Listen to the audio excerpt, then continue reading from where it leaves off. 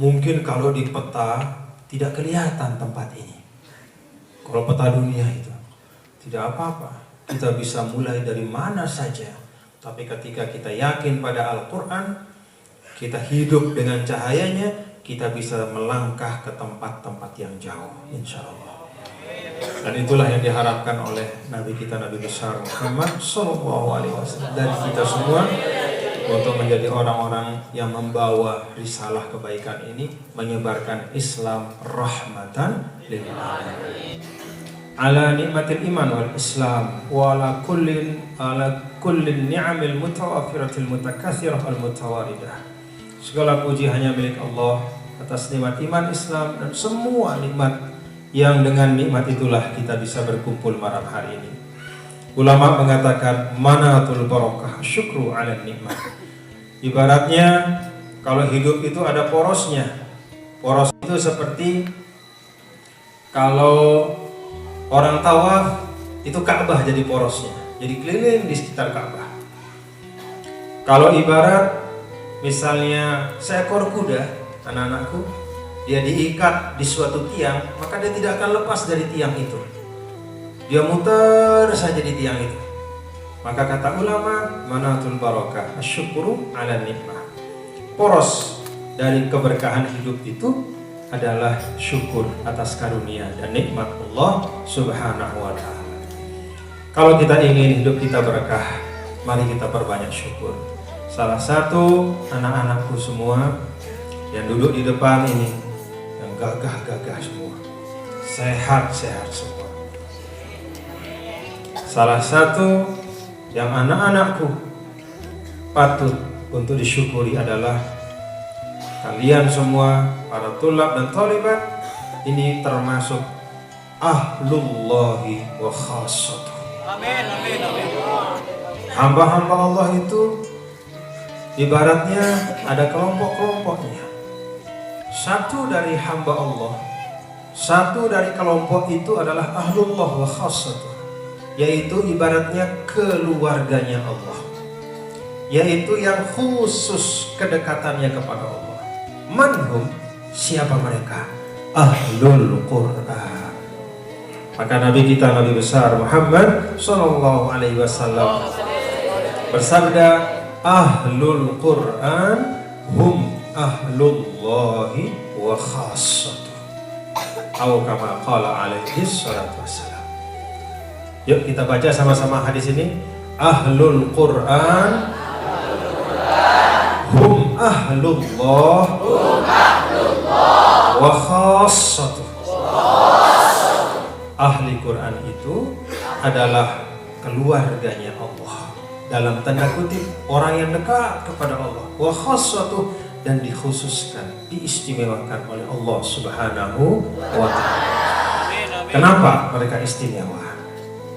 Anak-anakku, Bapak Ibu dan kita semua, di dalam salah satu ayat Al-Quran, Allah Subhanahu wa ta'ala menyampaikan dengan muakkidat, yaitu bentuk penegasan, beberapa penegasan. Allah berfirman, Bismillahirrahmanirrahim, Inna nahnu nazzalna dzikra wa inna lahu lahafizun. Ayat ini kalau kita belajar bahasa Arab, anak-anakku nanti belajar pada waktunya, ada muakkidat. Muakkidat itu artinya penegas, penguat, sehingga maknanya itu betul-betul ditegaskan oleh Allah, tidak ada keraguan. Apa kata Allah dalam ayat ini? Inna, sesungguhnya kami. Ditambah lagi dengan penguat kedua, nahnu lagi. Sesungguhnya kami, nahnu, kami, nazzalna, kami telah menurunkan adzikra, yaitu Al-Quran, yang di dalamnya ada pengingat, yang di dalamnya ada kemuliaan. Karena zikir itu artinya dua, Zikir itu yang pertama fiddun nisyan, artinya ingat. Kita berzikir supaya ingat kepada Allah. Yang kedua, adzikru bimakna syaraf warraf warrif'ah. Zikir itu artinya kemuliaan. Al-Quran itu kata Allah punya sifat mengingatkan kita kepada Allah dan juga memberikan kemuliaan dalam kehidupan kita. Wa inna lahu lahafizun, dan kami sungguh-sungguh memelihara Al-Quran itu. Para ulama menjelaskan, nih kalau saya tanya anak-anak, para santri-santriwati yang memelihara Al-Quran itu siapa? Allah. Tetapi di dalam ayat ini Allah pakai kata kami, tidak mengatakan aku. Apa rahasianya? Nah, para ulama mengatakan, kalau Allah Subhanahu wa ta'ala memasukkan hambanya sebagai bagian dari suatu pekerjaan, maka Allah menggunakan kata kami. Memang Allah yang menjaga, tapi ada wasilahnya, ada perantaraannya. Apa perantaraannya? Siapa itu yang menjaga dalam kehidupan dunia ini? Itulah mereka yang Al-Quran. Itulah sebabnya kata ulama, anak-anakku semua, orang yang menghafal Al-Quran itu berarti dia masuk di dalam barisan orang-orang yang menjadi tentara-tentara Allah untuk menjaga kemurnian kitab sucinya. Jadi masuk dia dikata wa inna lahu lahafizun. Jadi begitu anakku misalnya, para santri ikut menghafalkan mulai dari atas, misalnya mulai dari An-Nas atau mulai dari Al-Fatihah, Baqarah, kemudian Ali Imran, kemudian An-Nisa, Al-Maidah, Al-An'am, dan seterusnya, berarti sudah masuk di dalam wa inna lahu lahafizun. Jadi Allah mengatakan kami turunkan dan kami jaga. Kenapa menggunakan kata kami? Karena Allah menggunakan manusia untuk menjadi wasilah menjaganya. Itulah para hufaz, para penghafal Al-Quran. Maka para santri dan santriwati, saya ajak semua kalian ini, mari jalani proses menghafal ini dengan penuh keyakinan. Penuh keyakinan. Tuh yang paling penting. Kalau kita yakin, Allah akan mudahkan. Niatnya lurus. Imam As-Suyuti pernah menyampaikan bahwa yang pertama yang diperlukan di dalam kita menuntut ilmu adalah tasdidun niyah. Jadi luruskan niat kita. Mau berapa tahun menghafal Quran anak-anakku? Maunya berapa tahun? Maunya berapa? Setahun? Minta sama Allah. Kira-kira Allah kabulkan enggak?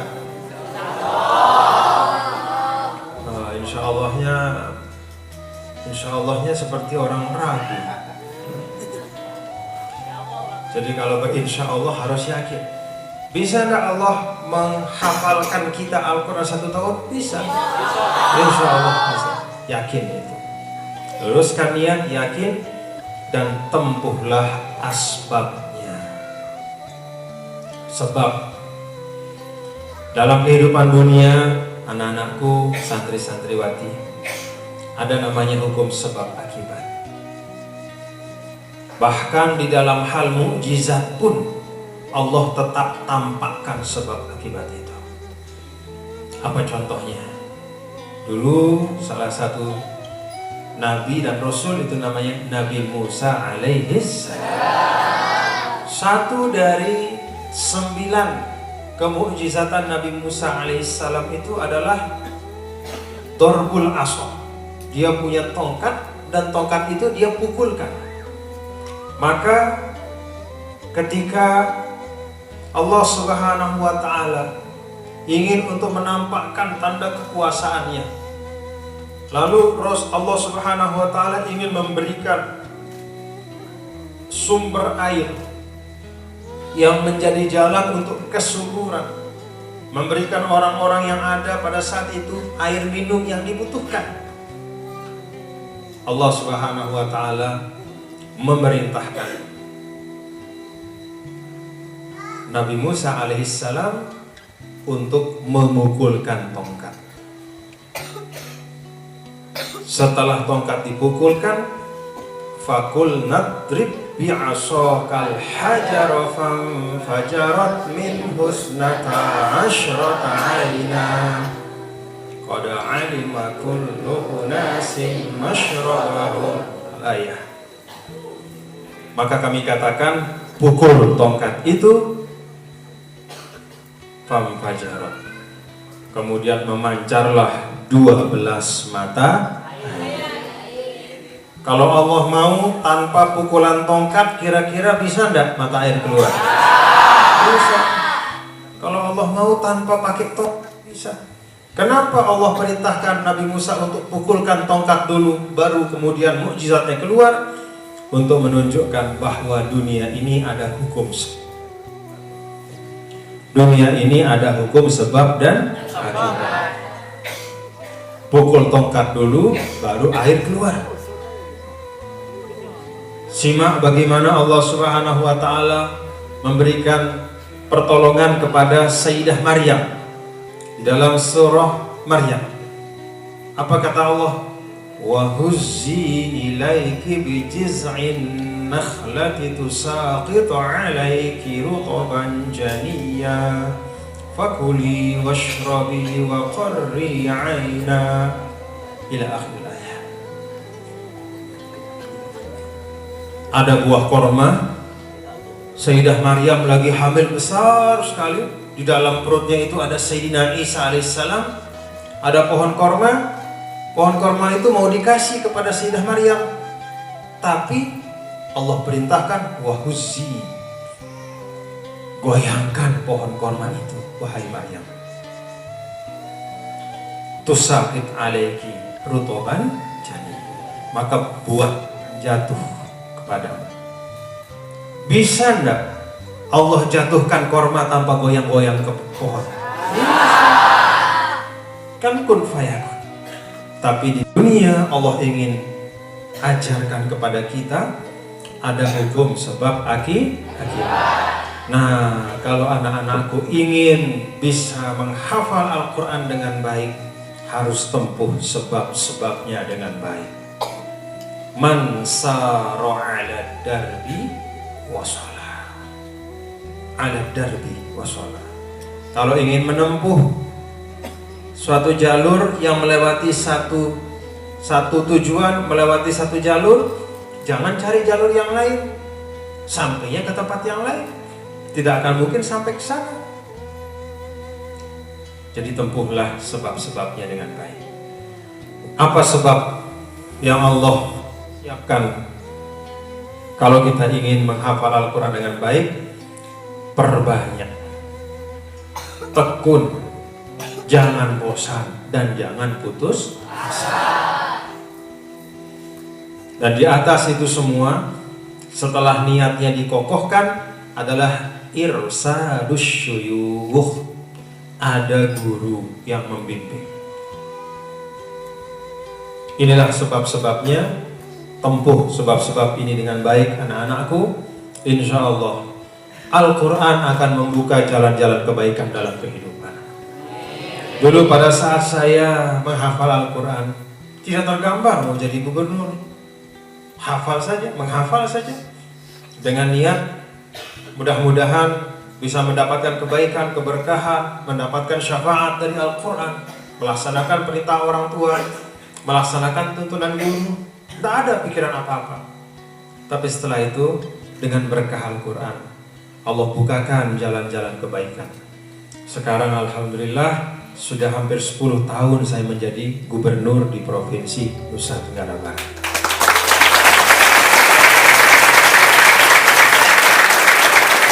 Dan Anak-anakku, para tulab tholibat, Al-Quran itu juga mengajarkan dan memberikan warna dalam kepemimpinan kita.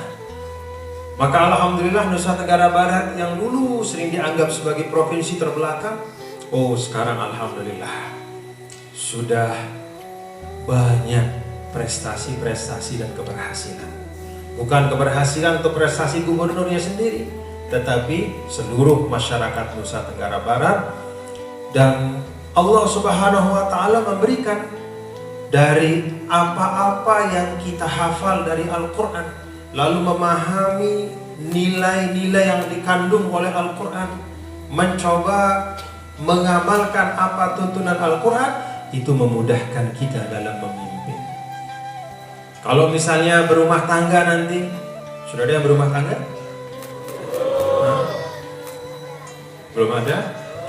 Nah, nanti setelah hafal Quran, jadi mas kawinnya baca Al-Quran satu mushaf, min awwalihi ila akhirihi.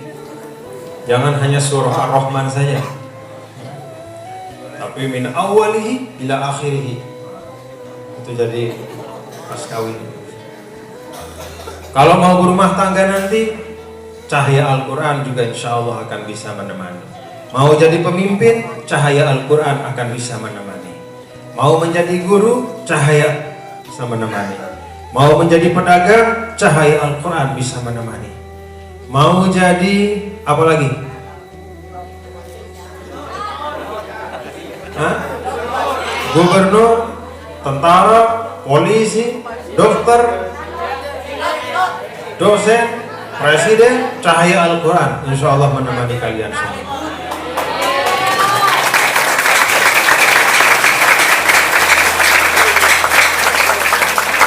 Kenapa? Kenapa cahaya Al-Quran bisa menemani? Karena kata Rasul, Al-Quran itu ya'ti syafi'an li ashabihi yaumal qiyamah. Kalau kiamat saja kita bisa dibantu, apalagi urusan dunia? Mana lebih berat, urusan dunia atau akhirat? Oh, akhirat. Akhirat itu diceritakan bahwa mataharinya itu sejengkal di atas kepala. Matahari itu punya dua sifat, terang dan panas. Di akhirat itu sifat terangnya dicabut sehingga akhirat gelap, tapi panasnya tetap. Itu matahari di akhirat. Tergambar dan cahayanya tidak ada, panasnya tersisa. Tingginya sejengkal, berat urusan.